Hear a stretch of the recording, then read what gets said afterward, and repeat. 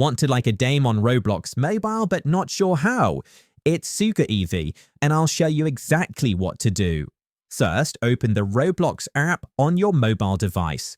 Once you're in, you'll see the main homepage where you can browse and search for games. Now find the game you want to like.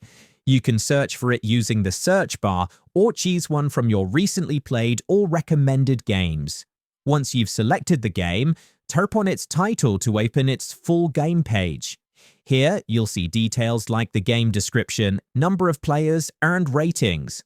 To like the game, look for the thumbs up and thumbs down icons. The thumbs up button represents a like, and tapping it will highlight it in blue, or another color depending on your theme. This confirms that you've successfully liked the game. Liking a game helps support your favorite developers and makes it easier for others to discover great games. If this tutorial helped, hit the like button and subscribe for more Roblox tips. Thanks for watching and see you in the next video.